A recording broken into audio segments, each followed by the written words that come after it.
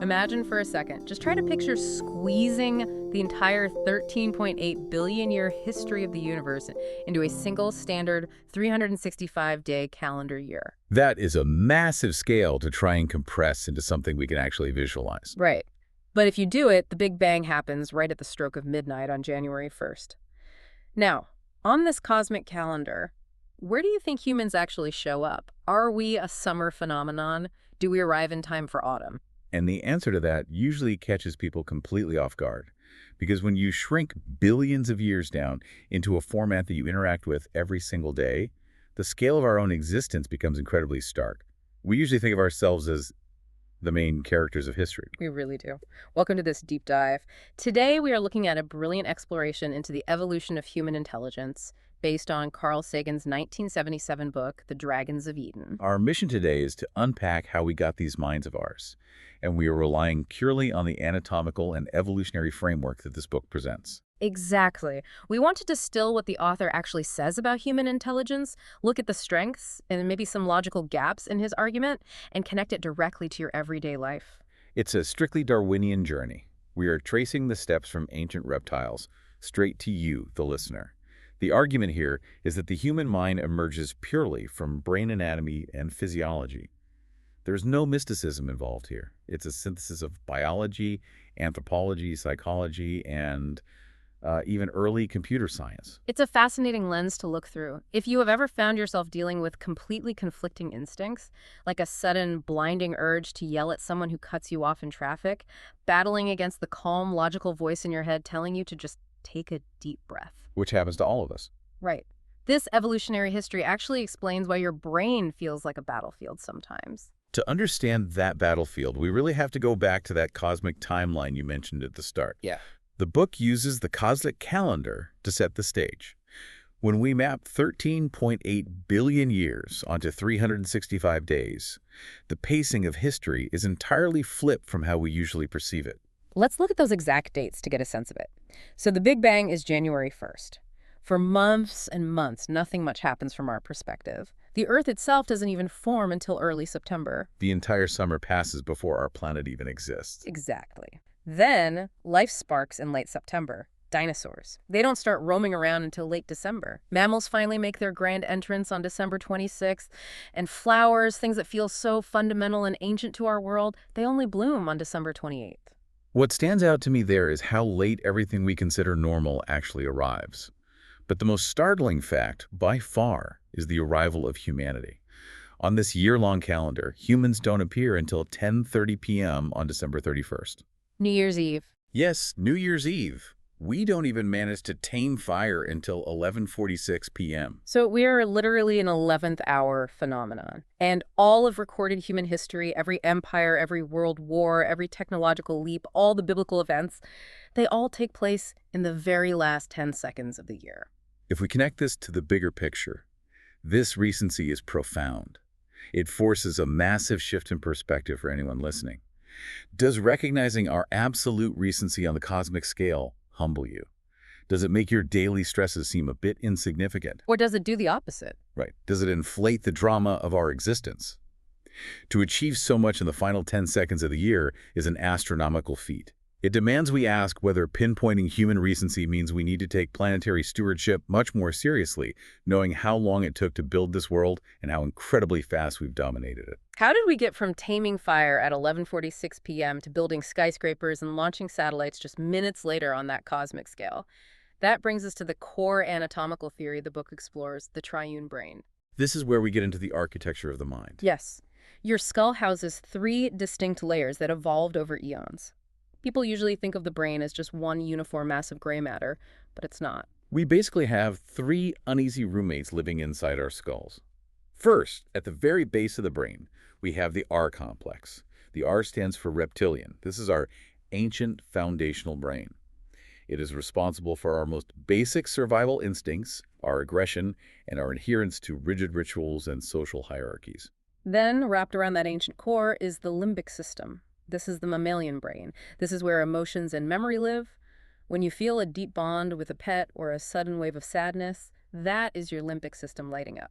And finally, on the very top, The massive outer layer is the neocortex. The uniquely human part. Exactly. The neocortex is the distinctly human part of the brain. It handles reason, complex language, foresight, and abstract thought. To visualize how these three biological layers interact, the book draws on the analogy of Plato's chariot. I love this analogy. Imagine a chariot being pulled along. The neocortex, your reason and logic, is the charioteer. And this charioteer is desperately trying to steer and stay on course. But pulling that chariot are two very difficult forces.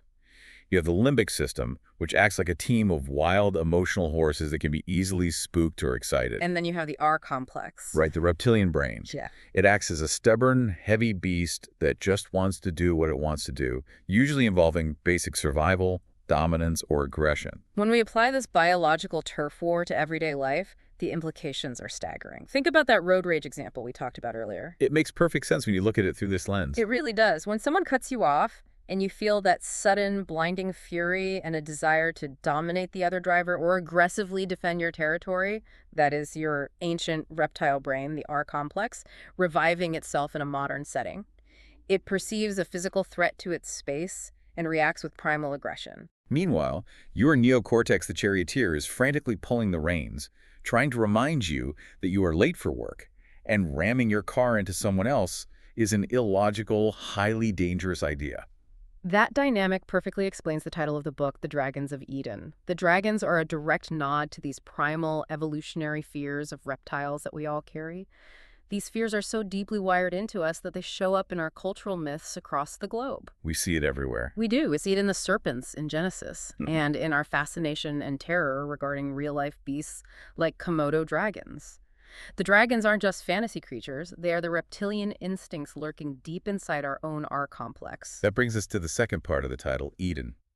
Eden isn't treated as a literal place in this argument, but rather a powerful metaphor. It represents the painful fall of humanity into self-awareness. Which was driven entirely by biology. Exactly. As evolution favored larger brains, specifically, as our neocortex expanded, our heads got bigger. This created a profound biological dilemma. It severely complicated childbirth, making it much more painful and dangerous for early humans compared to other mammals. It's the ultimate evolutionary trade-off. We got smarter, but the physical cost was massive, and the mental cost might have been even heavier.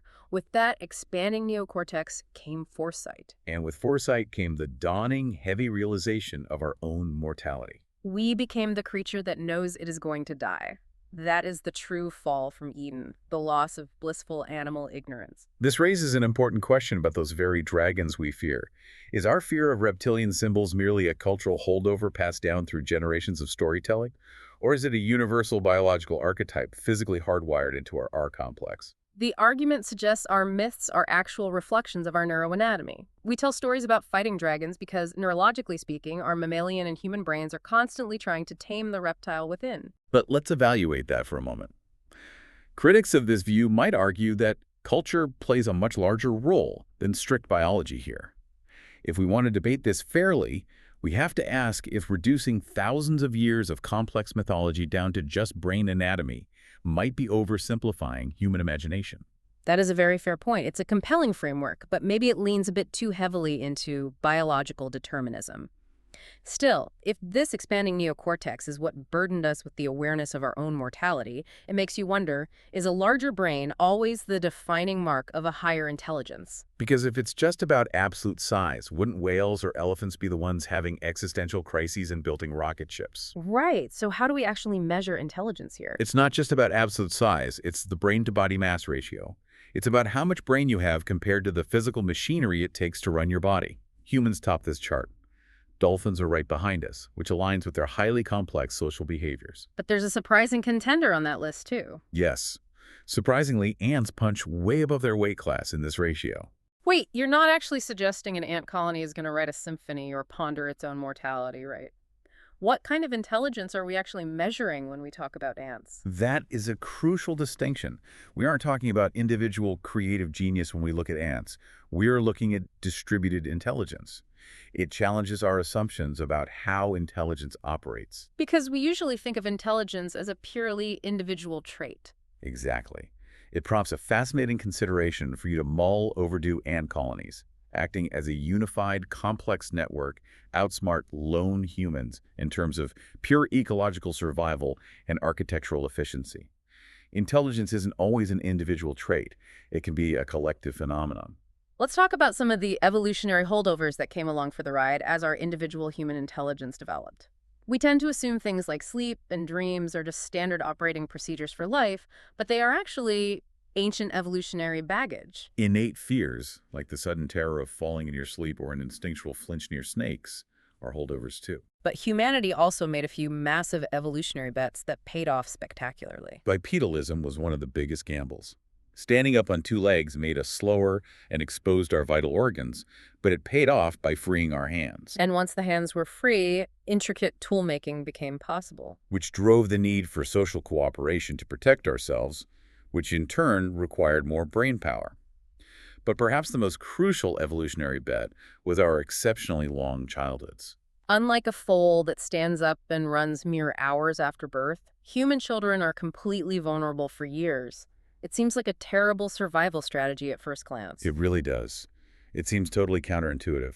But this long childhood is a massive evolutionary advantage. A baby's brain is essentially unfinished at birth. It has to be, or the head wouldn't fit through the birth canal. Going back to that painful fall from Eden, Right.